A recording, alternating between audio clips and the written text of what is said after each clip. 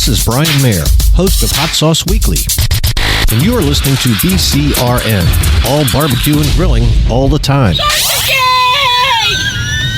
go! We'll do it live. Okay. Well, do it live! I'll write it and we'll do it live! So to get that perfect barbecue, you use wood. Are you sure it's safe? Whatever. We put the lighter fluid on, strike your match, and... Oh! Should we call the fire department? That might be a good idea.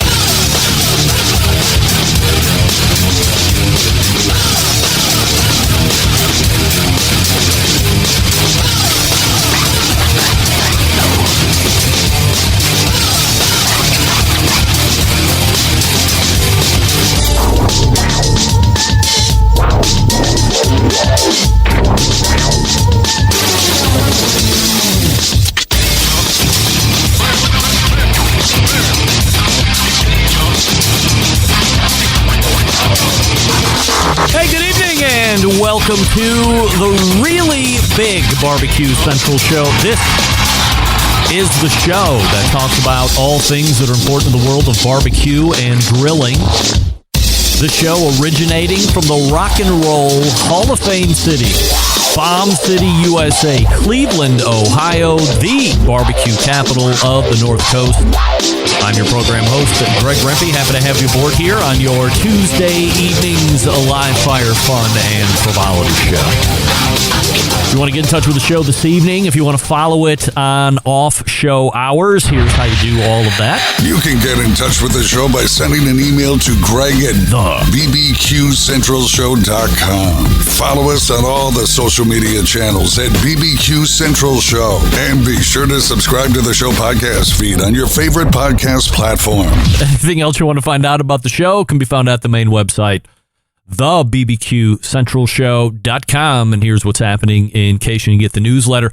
Coming up out of the gate here in just a few minutes, about 12 minutes from now, the creator of Cotton Gin Smokers, first timer to the show, Matt Messer, will be joining us. Get a little background on him. We'll talk about the Cotton Gin Smoker, how it differentiates itself in the vast availability of now premium drum smokers that are out there on the market and have been for some time. So we'll talk to Matt about that. And then 35 past the hour, my personal cigar expert / guru from the Cigar Authorities podcast, Mr. Jonathan. You might recall, last time Mr. Jonathan was on, we went to cigar school. We talked all about the wrapper.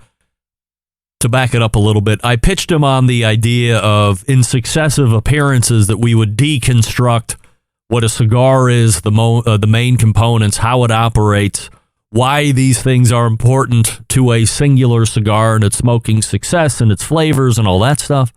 And he was game to do that. So Mr. Jonathan will be joining us once again. So again, it was wrapper the last time, and this time we're going to be talking about the ever important thing called a binder. So if you're not familiar with what that is, no, it's not something you put around your midsection to tighten up your guts and hold your insides in from a...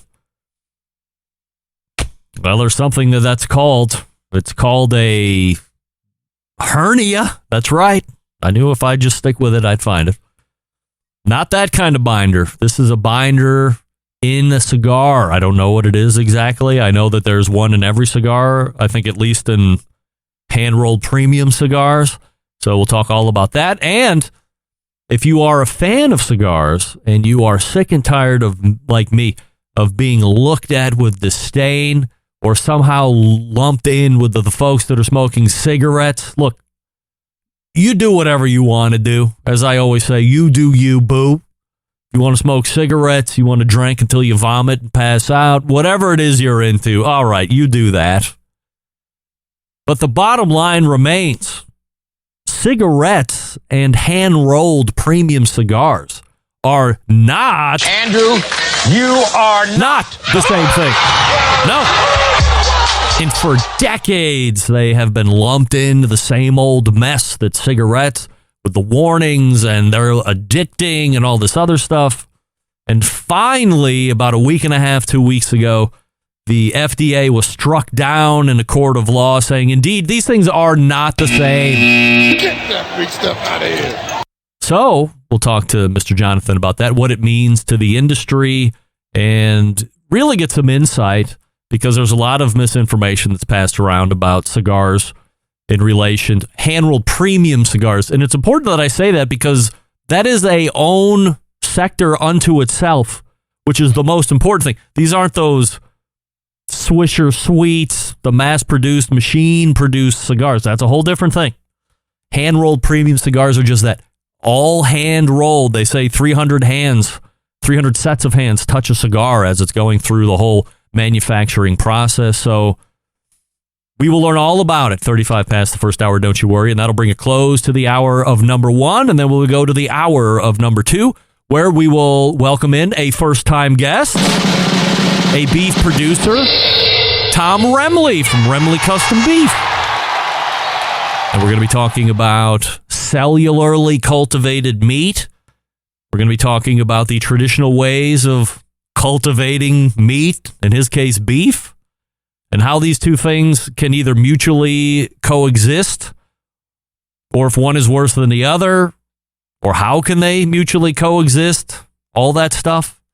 So let's look for that at 10:14, and then closing out the show, yet another first-time guest, 3 of 4. Charlie Eblin of Single Tree Barbecue. This guy is looking to become the Nike of barbecue. What does that mean? I have no idea. But we'll talk to Charlie all about it, and we'll get his take on what it means to become the Nike of barbecue.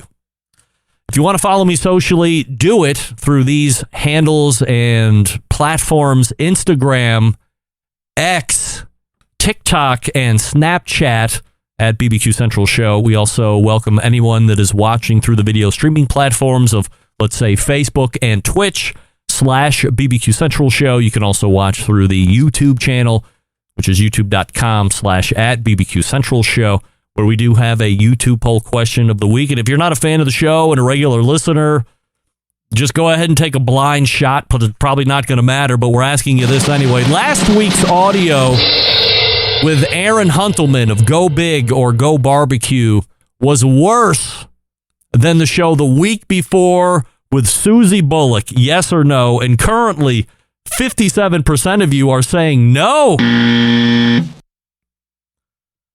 Honestly, that's way closer than I thought the odds were going to be playing out. And that brings me to the point where we're jumping off here, because I had 2 or 3 different opens. The show was so fabulous last week. There was 3 or 4 different places that I could have started. But no, what jumps the show to the open? The show itself. What's the most important topic on this show? It's the show itself. Because no sooner did the show end Tuesday night last week did I start getting direct messages, text messages, emails overnight, Instagram messages, Facebook direct messages, talking about what's going on. What's the sound going on? What's that noise while Aaron is talking? He's in the studio, but geez, there's this noise. Sounds like a metronome is going. What the hell is going on? I'm going to tell you what's going on right now. What's going on is, and maybe you didn't even see this, it's right in front of your face. I have raised a generation of podcast audio snobs. It's my fault. I've done it to myself. Now, did I think that if something were to happen if you go back and listen to the audio quality of Aaron talking, he sounded superb. Of course, he was right here with a microphone. Of course, he sounded good. Now, what was the noise everybody was telling me about? There were people on the Facebook show group page, which is convoluted enough. I had to tune out. I couldn't take it anymore. Really? So what happened is, and if you didn't watch any of the audio, like some people were geeked out enough where they had to go watch the video to see why this happened. So you go watch the video. He's wearing a combo headset, mic, and for whatever reason, after the 50th email, I had to figure out what's going on here. God forbid I have somebody else stop through the show in studio and this happen again. For whatever reason, the right ear cup was generating just enough sound, and you didn't even need to move your face very much at all, but it made a noise, and then because that's the side where the boom mic is attached to, it passed right through the mic.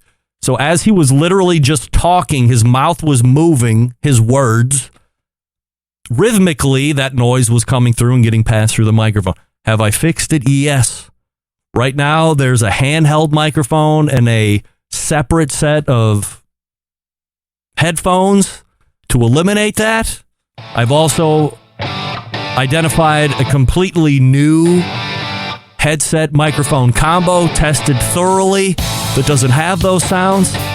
But heaven forbid, I thought with my raising the bar of audio quality across the whole broadcast industry, radio, satellite radio, podcasting, whatever, I could get a pass.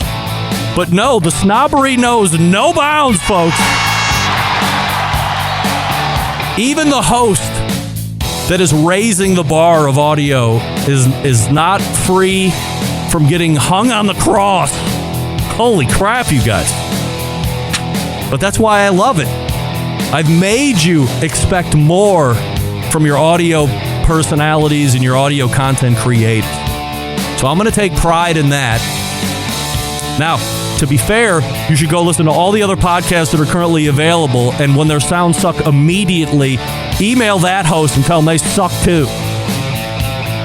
Matt Messer is ready to go. We're going to be talking about cotton gin smokers, but before we do that, I will ask you this question. Are you tired of settling for mediocre grilling experiences? Yes, of course you are.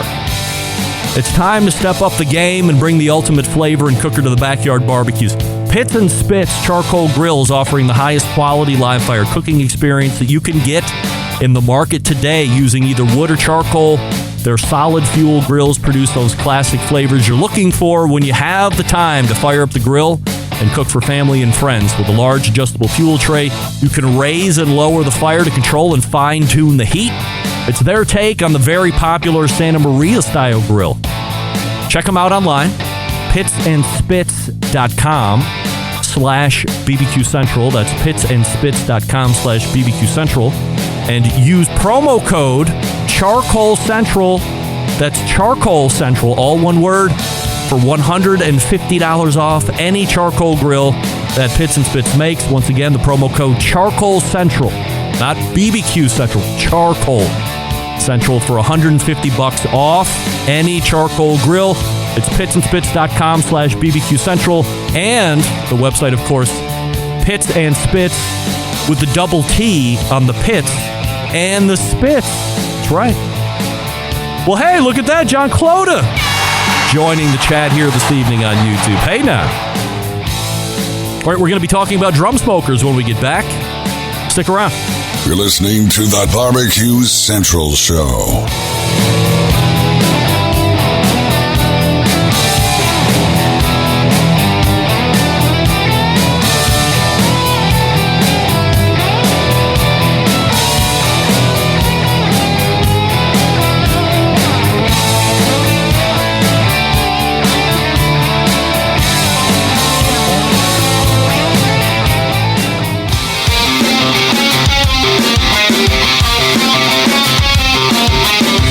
Broadcasting live from the Barbecue Central Show studios in Cleveland, Ohio. You're listening to the Barbecue Central Show. Once again, here's your host, Greg Rempe. Welcome back. This portion of the show being brought to you by cookinpellets.com, your number one source for quality wood pellets for all your pellet-driven cookers. Visit cookinpellets.com for more information or to peruse all the other flavors and options that they have. When you're ready to buy, go to walmart.com or amazon.com or lowes.com. Same great options, even better shipping than what you would find at cookinpellets.com. Longtime sponsor of the show. Gang, what do we love the most about barbecue and grilling aside from the food? We love the cookers. The vehicles that get us to where we all want to end up, that being delicious end products. We've covered a number of different styles and manufacturers over the years, and drum smokers have become a favorite amongst backyard cooks and competition cooks alike. Here to talk about his specific brand of drum smoker is the owner of Cotton Gin Smokers. We welcome first-timer to the show, Matt Messer, joining us. Matt, YouTube poll question of the week, and I'm not going to assume you are an every episode listener, so maybe it's just a shot in the dark. But Aaron Huntelman's interview from last week's audio is worse than the week before audio with Susie Bullock from Hey Grill Hey, yes or no? No. By the way, that's the right answer, Matt. Thank goodness. So we're starting off on the right foot. Happy to have you aboard here, Matt, and appreciate you making time. Before we talk about the Cotton Gin Smoker, the various models, price points, and all that fun stuff, a little background about you and how you eventually worked your way into making Cotton Gin Smokers. Yeah, thanks, Greg, for having me on the show. Yep. It's an honor. And I got started cooking when I was young and in high school, and just grilling. And, like anybody, just, good old Weber 22.5-inch kettle. And I think we had a gas grill out there too. And that was something fun we would do. My dad and brother and myself. And then my senior year in high school was in the welding shop class, and we had a class project we had to do to pass the class. And in West Texas, everybody there has cows. And I was the pastor's son in town. We did not have cows. So the most everybody in the class was doing cattle pens. And I said, I don't want to do cattle pens. And I don't want to interrupt here, Matt, but allow me to show my ass for a second. What's a cattle pen? I don't know what that is. Oh, they're just fences. Pen. Cattle. Yeah.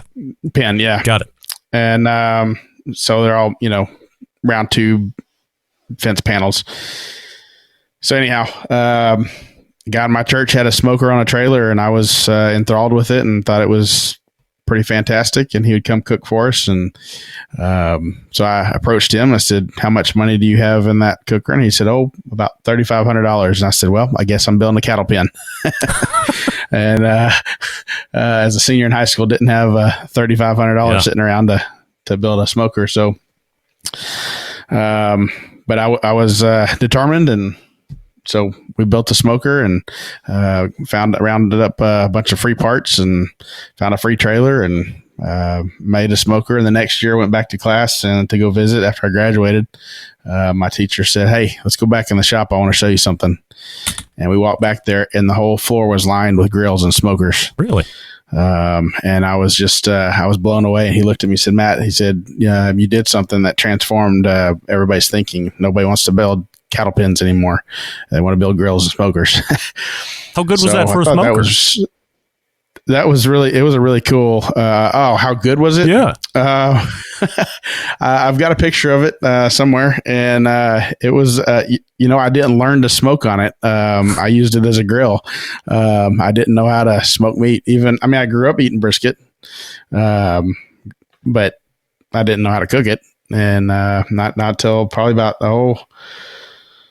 7 years ago or so is when I smoked my first brisket. And up here in Michigan is where I learned to cook brisket. And but I cook it Texas style, so don't worry. Years ago, people were building what was referred to as a UDS, or ugly drum smoker. Now there's many companies offering drums for retail. The first pit you built, you said, I think it was an offset pit. So when did barrels make sense to you? Why go that route versus a traditional offset? Well, when I first started the company I had two business partners, and we launched at Memphis in May of 2018, had a booth there. And that was the year the Shed won. And we had a rotisserie on a trailer, and we were showing it off, and we walked around, and the guy that was with me looked and goes, man, these guys are cooking on drums over here on trash cans. I said, we'll never build those. And we didn't last till the end of the year, and his job took him elsewhere, and here we are building drums. So what was why was he so adamant about not going trash can? Well, he just wanted more show, more, bigger, better, and just I don't know if he thought they looked tacky or what, and looked like Dorothy from Twister, and I got out. We'd parted ways, and I was discouraged and down about it. And a mentor of mine in the barbecue industry, you probably know him, Frank Cox, said, Matt, I know you make fun of drum smokers, but I challenge you to make one. Oh. And so in January of 2019, in my basement here in Michigan, I built a drum smoker, and I cooked on it and got 18 hours of cook time with high of 9 degrees and snow on the ground. And so at that point, drum smokers made sense to me. And I didn't care what they look like. I didn't care if they look like a trash can or look like Dorothy. They're efficient, and they cook. And it just was a hobby, that started off just something fun to do, and it just snowballed. COVID hit, and you know what that was like for the outdoor cooking industry, and so it took us to a whole nother level. And it became to be something more than just a hobby. In many respects, the cotton gin smoker would look like a well-known competitor smoker called the Gateway Drum. How do they differ? Yeah, so in multiple ways, that's a great question. So on the front, you have a front access door, and it's a multi-purpose access door. So if you want to control like how much smoke you have in there, and your wood chunks, you can add your wood chunks as you want. If you in ours on the inside, you have a hanging system, so you can hang 9 slabs of ribs vertically.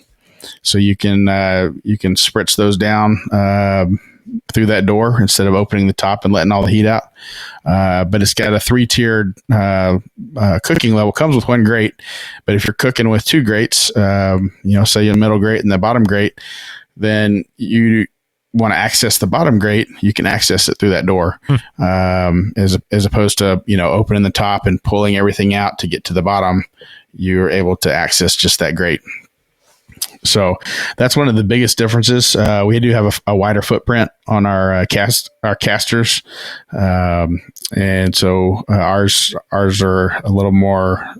I've not maneuvered a Gateway around, so I can't tell you about. I know the casters are underneath, but ours spread out, so it's more, in my mind, is more stable. We have a hinge lid. It's a stainless steel hinge lid. It is removable. You got a pin back there, and it's got a bottle opener built into it. And then our handles on the side are high quality. They're got the Stay Cool spring handles.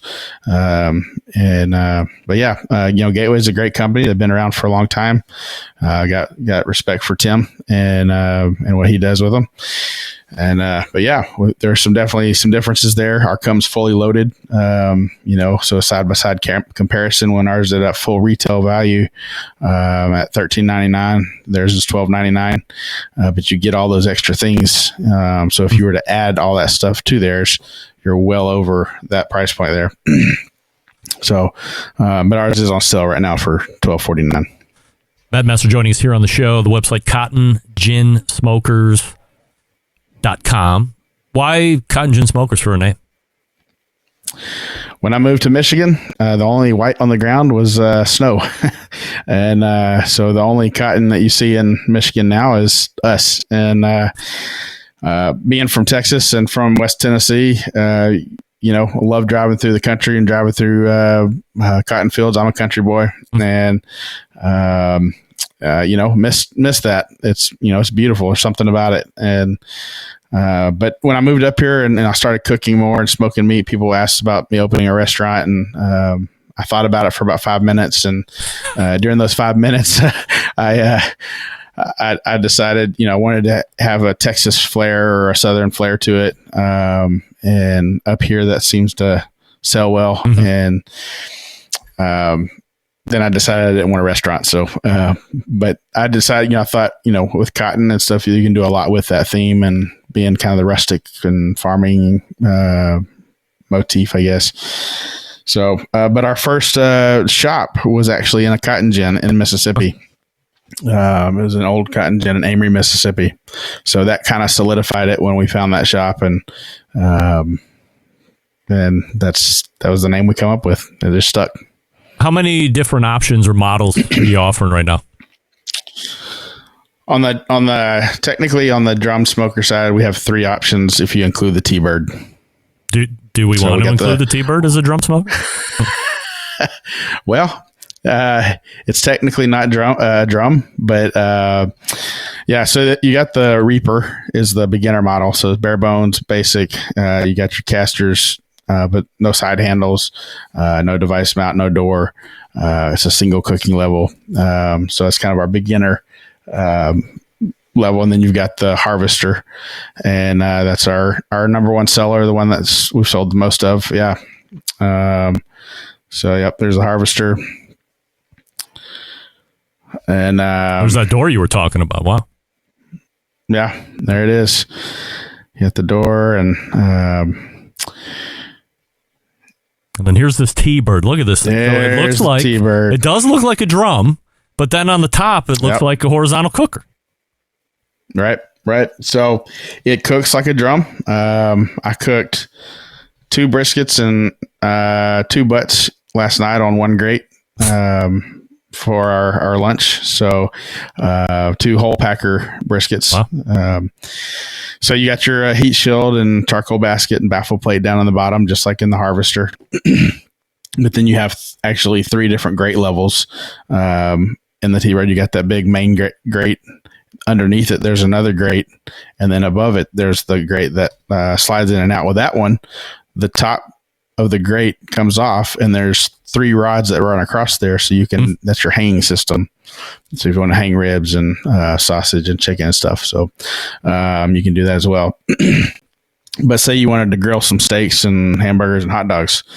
Well, it also comes with the charcoal tray. So you remove your bottom grate, and you now have an elevated charcoal tray, is what I call it. And so it's 8 inches below your main grate there. So now you can grill and do higher temps and stuff. So we just launched our YouTube channel last week, and we've been filming a lot with the T-Bird. It's been a lot of fun. We did a chocolate chip pecan pie in there. We did a cheesy chicken spaghetti in a cast iron skillet. We did how do you say Steven's last name? Reichland? Yes. Yeah. we used a recipe out of his book. I botched his name. All you have to do is meet him and say it wrong, and he's happy to correct you right on the spot. Trust me. I'm sure.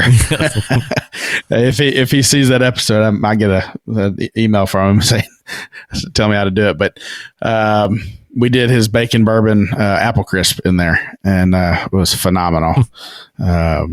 So yeah, that's T-Bird's a beast. It's a fun one to cook on, but it's 14 gauge steel that we cut out on a plasma table. It's rolled in house.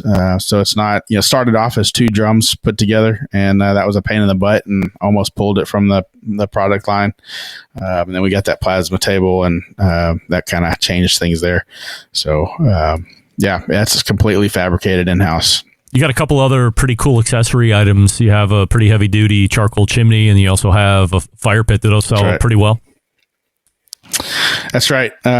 Charcoal chimney has been battle tested. It's been torture tested, and that's tried and true. It's gonna last you a long time. I got bored one day here at the house, and my wife had the kids somewhere, and I decided, well, let's go torture test this thing. So I went out my driveway, and I just threw it up in the air, got my camera out, and I threw it up as high as I could, 11, 12 times. And then took it to the shop. We through it. It's been probably thrown, I'd say 30 times up in the air. It's been stood on every direction. And then we pulled one off the Lowe's shelf, and we threw it 3 times in the air and stood on it 1 time, and it's flat in a pancake now. So,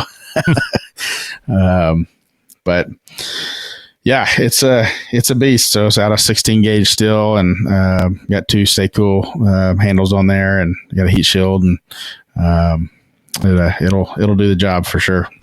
Are you retailing only DTC, or are you looking to set up dealers as well? I've got a small number of dealers that we've slowly been scaling into that. There's some things in the works that may change that in the future, but right now we're slowly scaling into that. Would you rather be more dealer focused, or there's got to be a unique situation in your mind of thinking you could go direct to consumer and really control the whole market from your aspect, but then I know a lot of folks that have had a lot of success running through dealers. Yeah. I think dealers play a huge role in getting product out there in a faster way. And we're open to that. We're not closed-minded to having dealers and expanding that. I think the customized ones will still go through in-house. But if somebody wanted one today, they could go to the dealer and get that. And if you order a custom one through the dealer, then the dealer's obviously gonna get some credit for that. Where would you like to be in 5 years? Oh man. Just doing my thing, enjoying people, and enjoying cooking. And, if we could, grow we opened a barbecue supply store, about a month ago, and, I'd love to expand that. And I think in 5 years would be a good timeline for that, to see that grow and be bigger. So, yeah. If you're in the market for a drum smoker, we're humbly asking that you head on over to Cotton Gin Smokers and check out what they have to offer. CottonGinSmokers.com is the website. Or if you're in the area where they have one of their small handful of dealers, go ahead and check out what they got on the floor there and touch and feel it for yourself. Matt, appreciate the time here this evening. Continue success. Thank you very much. Appreciate it, Greg. You got it. It's Matt Messer right there from Cotton Gin Smokers. The website again, cottonginsmokers.com. And if you are in the market for a drum smoker of some sort, and you have perused whatever else is out there, and you're still looking for options, why not give them a shot? cottonginsmokers.com. And as I had mentioned, some pretty cool accessories as he was talking about. He's got that charcoal chimney that's super heavy duty, and then there was a pretty cool looking fire pit. Looks like it folds all into itself. I believe it said it was 75 pounds. So, I can't carry it around. But maybe you could, because you're more of a man than me. So, everything, it appears everything they're making is really heavy duty, lasts you a long time. So, there might be a bit of an associated price tag with that. But as we say here in the barbecue industry, buy the best and only cry once. Why not? All right, that was Matt Messer. We have Mr. Jonathan from the Cigar Authority's live show on Saturdays /podcast ready to go. Before we get to that, I'll talk to you about the Primo Grill. What do we love about ceramic cookers? We love that they are fuel efficient, of course. We love that they can achieve low and slow temperatures for traditional barbecue meats. We love that they can get rip-roaring hot for traditional temperatures of grilling steaks and other thin cuts. But what's missing in the everyday ceramic cooker lineup? The real ability to execute a true two-zone cooking environment. Two-zone cooking is very important to both professional and backyard cooks alike. It's the best way to manage a fire and cook with confidence. However, getting a two-zone fire in a round ceramic cooker is not very realistic. Why? Because it's round. Enter Primo Grill and their game-changing oval design. The shape gives you the ability to execute that two-zone setup that you desire. It also gives you the other ceramic grill benefits as well.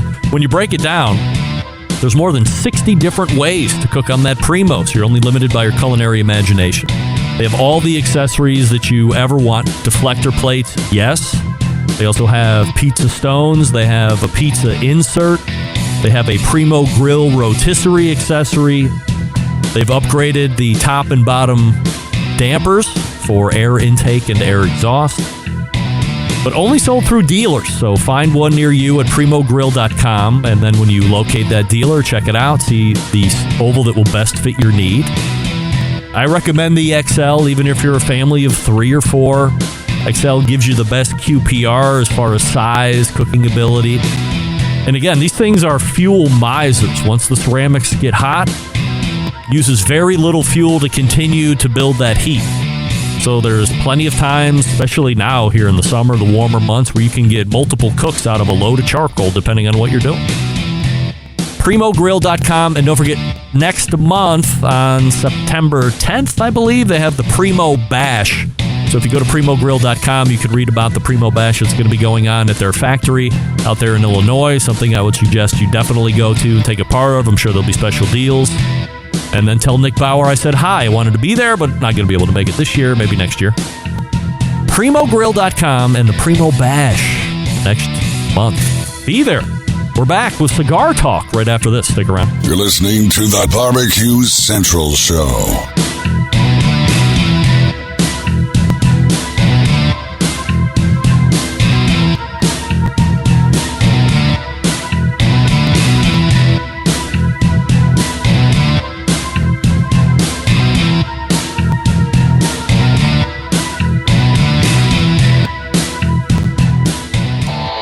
Howard Stern, Jim Rome, Dan Patrick, and Greg Rempe.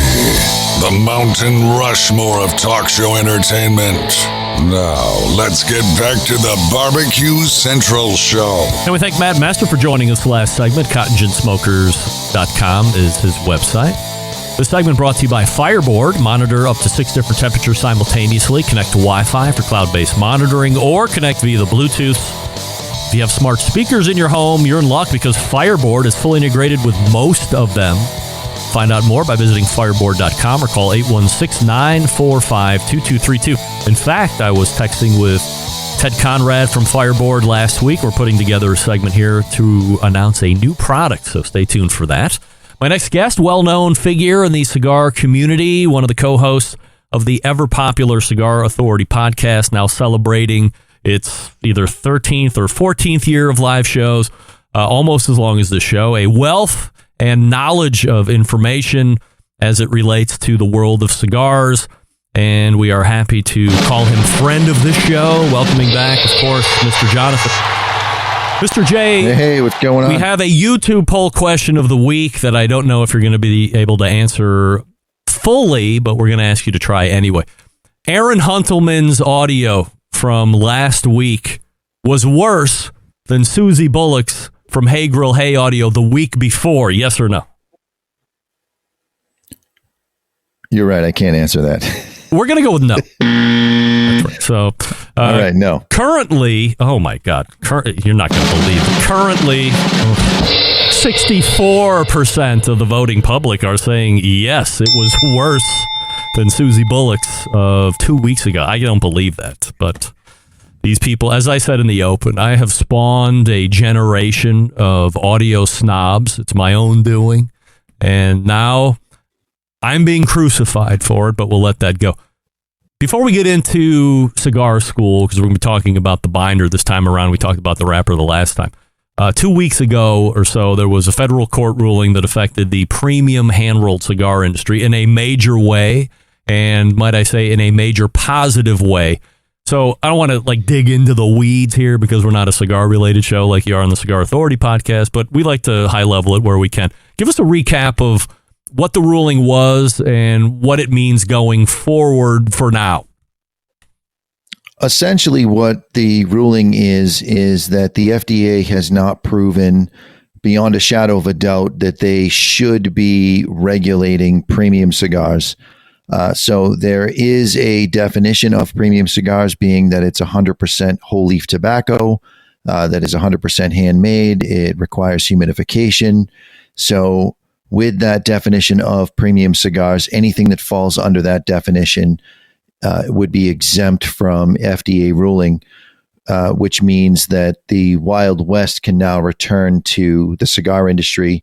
There'll be no user fees associated with the product.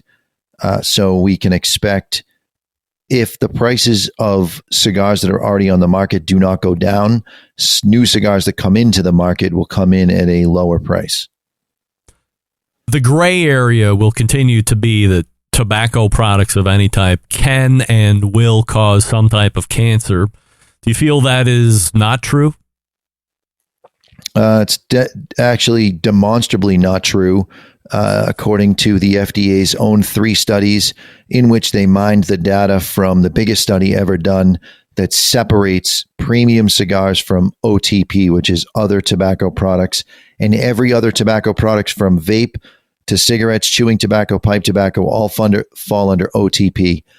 When you separate premium cigar usage away from the other tobacco products, you see a slight decrease, and we're talking with fairly heavy users, 1 to 2 cigars per day.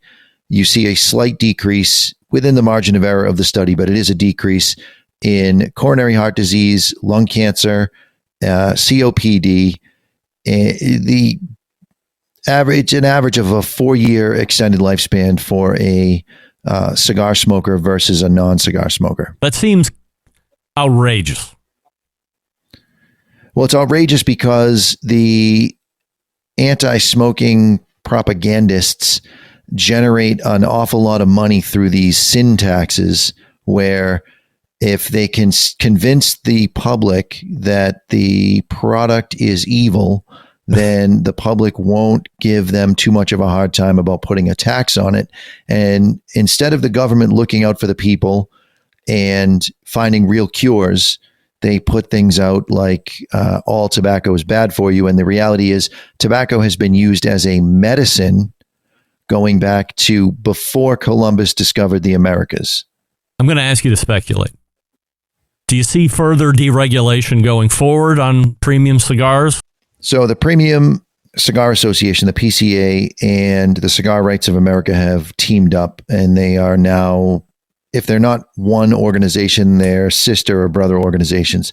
So now they're going to start playing offense. So you can expect to see products like J.C. Newman's Bundle brand coming out of Tampa, the last fully functioning working cigar factory in the United States. You can expect to see things like their bundles be fought for. They are machine made with a homogenized wrapper, but the homogenized binder, meaning there's some pectin and some tobacco dust that are put together and made into this tobacco paper as the binder, so that it'll go through the machine as one uniform thickness. But the wrapper itself is applied by hand on the machine. It's stretched by hand. It takes an enormous amount of skill to be able to do it. You can't just come in off the street and be able to do it. So you can expect to see brands like that be pushed to be moved into the premium sector, and infused cigars, which are well above the normal barrier to entry for somebody looking to dissect a cigar and put marijuana, which, by the way, is becoming legal across the country. And I expect the federal side in the next 10 years, maybe even 5 years, to make that fully legal. So they're going after cigars or products that look like cigars, the Swisher Sweets, blunt wraps, backwoods, things that look like cigars that are made in such a way they can be deconstructed easily without the wrapper being destroyed, and then filled and stuffed with other products like marijuana. So what the Premium Cigar Association of America is looking to do is take products that are really cigars and adjust the definition so that you still don't have youth access problems. Kids are not coming into my shop looking to buy a $12 acid cigar. It's just not happening. It's not happening. Yeah. So that's the big struggle, and that's the part where guys like the folks at J.C. Newman, their third in command is a lawyer, and this has become his sort of passion project. Yeah. You've got guys like Rocky Patel, you've got the Padrones, you've got the Fuentes, a lot of big name brands in the industry, all pushing because they all have hot dog cigars, for lack of better phrasing. When you do the end cuts off of a 5-inch cigar, you roll a 5.5-inch cigar, that end cut goes into something. And in order to keep the price of the initial product down, they can sell off these end cuts into short-filled cigars that really are premium cigars. They burn a little faster. The draw's a little looser. They taste like cigars. They smoke like cigars. They are cigars. So why can't those be premium cigars as well? Mm-hmm. So we'll stay up to date with you on this whole deregulation thing, but great news for those of us that are fans of premium hand-rolled cigars, no doubt about it. So let's go to school. Why not? As I said before, we talked about wrappers the last time, and I wanted to talk about binders this time. So easy enough to say, I hear it all the time. What the hell is a binder and what does it do? So binder is essentially the part of the cigar that holds everything together.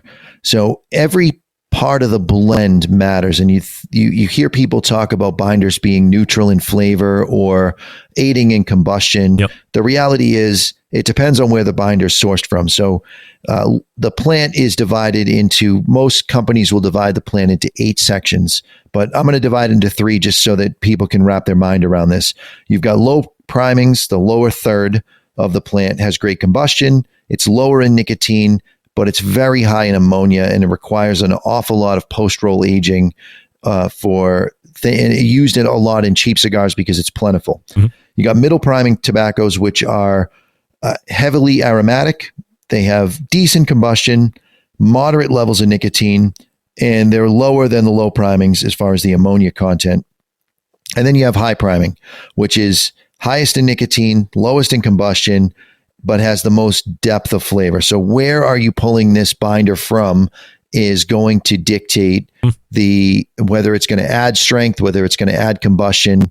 And every cigar has to have a certain amount of this, and this is where that binder is going to play in. It'll often be a bridge that'll fill in the gaps between the fillers and the wrapper. So if you have a thick wrapper, your binder is going to be thinner because you need to work the binder in opposition with the wrapper so that you have great combustion and you don't end up with a cone shape on your cigar, meaning the outside of the cigar burns much, much faster than the inside.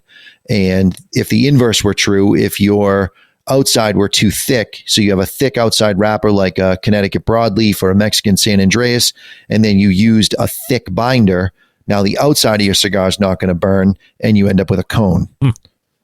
Not good. It's not good. So the binder is going to add some amount of flavor to the cigar regardless. It is going to add something because it is a tobacco leaf. So you're going to add something to the flavor, and blenders will taste the tobaccos and they're considering whether or not a tobacco presents as salty or spicy or sweet, bitter, acidic. What's the overall body? And they're using that binder often, again, to bridge the gap between, okay, this outside wrapper is a Connecticut shade, which tends to be on the bitter spectrum, especially the very, very blonde ones. Those are a little more bitter, a little more acrid. So if you put you need a thicker binder anyway to complement that thin wrapper. So if you use something like a Connecticut broadleaf or Mexican San Andreas that has gone through a Maduro process, I should back up. All binders are wrappers that failed inspection. So there's a blemish, there's a watermark, there's a hole, there's something going on that makes the person rolling the cigar or sorting the tobacco say, this is not aesthetically pleasing. It's still useful though.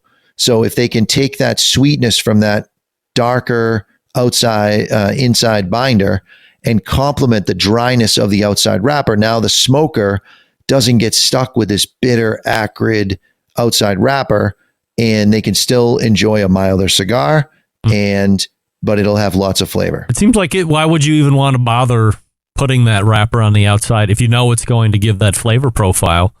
I'm not saying that folks don't like that, but I would assume the majority don't. So if you could put something that's either a little bit more mild or sweeter, like this Maduro you're talking about, those would sell better. The thing is that the American consumer believes that dark cigars are strong cigars. And if you think in terms of a banana, the darker the banana, the sweeter the banana. Yeah. This is a barbecue show, so lots of people caramelize onions. You take a white onion, it's bitter, it's acrid, it stings the eyes, and you saute it in a pan or you put it in your cast iron off on the side of the grill while you're starting the burgers. And as that darkens, doesn't it get sweeter? And tobacco works the same way, but the American consumer believes that dark cigars or strong cigars. So manufacturers will take a dark, sweet outside wrapper, and they can put fillers on the inside that are a little less fermented or less worked, and they can be a little spicier, and that sweetness will help tamper that a little bit and give the smoker a more enjoyable smoke, and give that American consumer that's looking for a dark, strong cigar a dark, strong cigar. From the binder's perspective, is there anything else that we should know about it? Because when you start to break it down, it seems like the binder is the workhorse of cigar. It's helping the filler stay together. It's also helping the wrapper either burn quicker or burn slower, depending on what that is on the outside.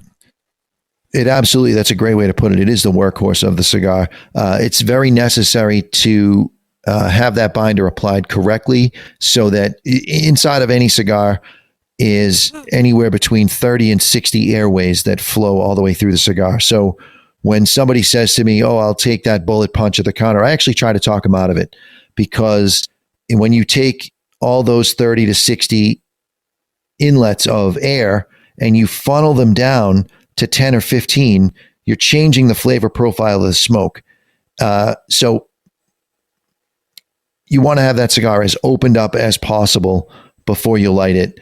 And that's going to give you the most pleasing smoke that you possibly can have, and it'd be the least offensive on your palate. But as far as the binder goes, you see binders can be single or double. Bigger ring gauge cigars like a 70 ring gauge or even 60s, you'll often hear manufacturers talk about this as a double binder.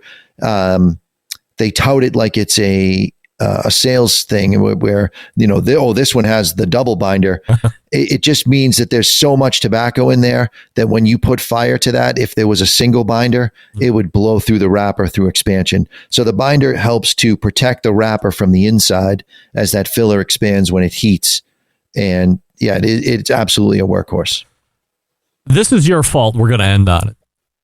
My favorite brand and manufacturer at this stage of my cigar career is a brand Aladino and the manufacturer JRE Tobacco. What do you like about their brand so much? I love that they are into post-roll aging. So the things that cost money in the cigar industry, at the end of making just about every cigar, a manufacturer can get that cigar into the United States for between $2 and $3. All in. It's made, the tobacco's worked, everything's done, it's $2 and $3. Why are some cigars $30? Why are some cigars $3? Well, $3 cigars are, you get what you pay for. That is the shit of the shit, the lowest priming, sand leaves, they're the highest in ammonia. There's almost nothing the manufacturer can do. They're cheap cigars, and they smoke cheap and they taste cheap. You start getting into the $10 price point. Why is it $10? Well, that manufacturer has worked the tobacco. And when you look at the end of my cigar, I'm smoking the Aladino Corojo Reserve. There's almost no dark gray. There's certainly no black. It's almost completely a white ash. That means that this tobacco has been worked completely. And when it combusts, all of the carbon combusts because all of the undesirables have been removed through fermentation and then through post-roll aging. Cigars need about 90 days to go through this sick period where the stem structure of the tobacco, as it's broken into this accordion, it leaches out the final bits of ammonia and nitrates into the chamber. And the only place for it to go is through the foot because the end is capped. So it takes about 90 days to clear that chamber. And what I love about Aladino is the dad is a bit of a collector. So especially when they come out with new products, they were rolled like 3, 4, 5 years ago. Wow. And the cigars just smoke unbelievable. And they're not killing you on the price. I mean, the most expensive cigar that I'm carrying by them is $16. And it smokes like it's got 3 years of age on it, the whole thing. So their stuff is a very good value for what it is. You like the Corojo Reserve the most?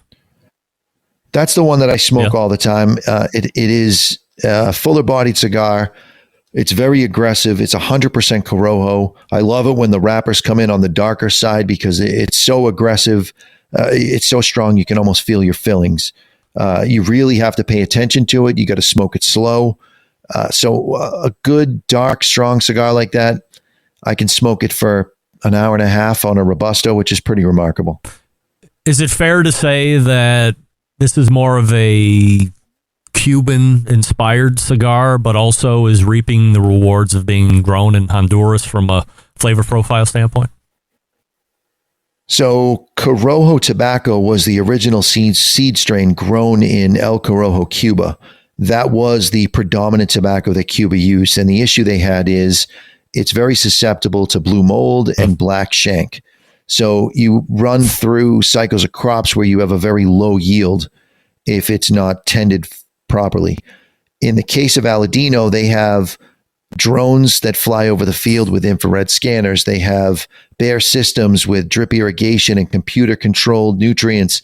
So they can turn their field into the exact growing region that they need. So when they grow Cameroon tobacco in Honduras, they make that field Cameroon, Africa for a growing season, and they produce Cameroon tobacco.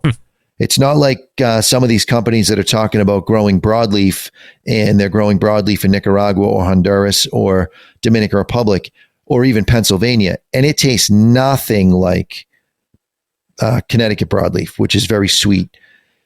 So, yeah, in the case of Aladino, they are really on the cutting edge. JRE is killing it when it comes to technology and taking this old school tobacco and growing it in a new school fashion and getting the yield that they need to get out of it. Yeah, I'm a huge Corojo Reserva fan myself. Look, you can find Mr. J over at thecigarauthority.com. It's a live show on Saturdays from noon to 2. You can also subscribe to all the podcast feeds and get it at your leisure. There are cigar reviews up at thecigarauthority.com as well. And you can see him here on the show. Next time, we're going to be talking about fillers and what the hell that's all about. And we'll see what else is going on. And maybe we'll even talk a little barbecue. Love it. All right. Mr. J, thank you very much. Thank you. Mr. Jonathan from the Cigar Authority, breaking down cigars, breaking down the binder this time, yes, going over legal mumbo jumbo as far as the great things that have happened from a striking down of the FDA rules of inclusion. Premium hand-rolled cigars are the same as everything else, but we're learning that's not the case. So absolutely wonderful. Appreciate Mr. J's time as always. Thecigarauthority.com is the website. All right, we're going to step away here just for a moment. We'll come right back and wrap up this first hour. Stick around, be right back. Continuing to produce incredibly mediocre content in an exceptionally professional way. You're listening and watching the Barbecue Central Show. Once again, here's your host, Greg Rempe.